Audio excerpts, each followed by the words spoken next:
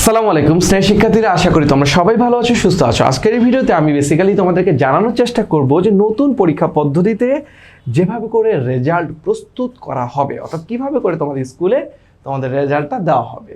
তো আমরা দেখি এখানে একটা আমি চার্ট রেখেছি, যে চার্টের মধ্যে তোমরা নিশ্চয়ই দেখতে পাচ্ছ যে কত মার্কস পেলে কত পয়েন্ট। তারপরে আমি তোমাদের সুবিধার্থে চার্টটা একটু বর্ণনা করে দিচ্ছি। দেখো, বিষয়ভিত্তিক ফলাফল প্রদানের ক্ষেত্রে নম্বরের পরিসর, গ্রেড পয়েন্ট এবং লেটার গ্রেডটা কি হবে।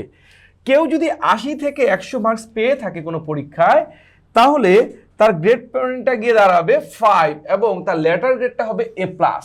কেউ যদি 70 থেকে 79 পায়, তার গ্রেড পয়েন্ট হবে 4 এবং লেটার গ্রেড হবে A।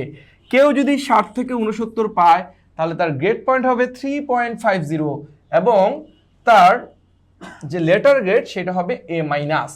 যদি কেউ 50 থেকে 59 মার্কস পায়, তাহলে তার গ্রেড পয়েন্ট হবে 3 এবং তার লেটার গ্রেড হবে B।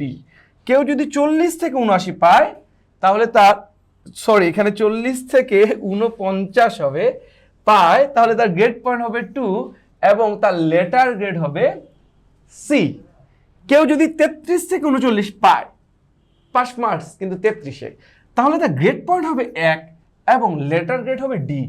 তবে আপনি যদি প্রত্যেকটা সাবজেক্টে D করে পান, তাহলে কিন্তু সমস্যা আছে। কি সমস্যা?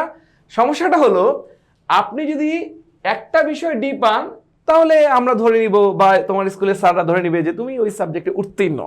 কিন্তু তুমি যদি 3টা বিষয় D পাও, চিন্তা করো, তুমি যদি 3টা বিষয় D পাও, অর্থাৎ পাস হইয়াও হইল না পাস, ঘটনা ঘটে যাবে। অর্থাৎ 3টা বিষয় যদি D পাও, তাহলে তুমি পরের ক্লাসে উত্তীর্ণ হতে পারবা না।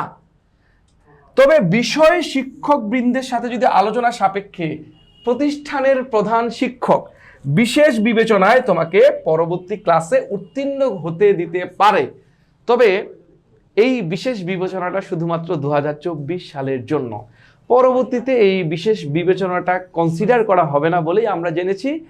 তো তার মানে আমাদেরকে ধরেই নিতে হবে আমরা যেন মিনিমাম 40-এর উপর মার্কস পাই যদি আমরা পাস করতে চাই। আশা করি, বিশ্বাস করি, আমাদের যে স্টুডেন্টরা আছে তারা আসলে এই জায়গায় ঠেকবে না। তারা আরো বেশি মার্কস পাওয়ার চেষ্টা করবে। তারা চিন্তা করবে প্রত্যেকটাতে কিভাবে করে 90 পাওয়া যায়, 100 পাওয়া যায়, তাই না? তো যাই হোক, আজকের ভিডিওটা যদি তোমাদের ভালো লেগে থাকে, লাইক, কমেন্ট, শেয়ার করতে ভুলবা না। কে কোথা থেকে ভিডিওটা দেখছো একটু কমেন্টে জানিয়ে দাও। পরবর্তী ভিডিওগুলো দেখতে আমাদের ইউটিউব চ্যানেল এবং ফেসবুক পেজেই চোখ রাখো। ধন্যবাদ সবাইকে।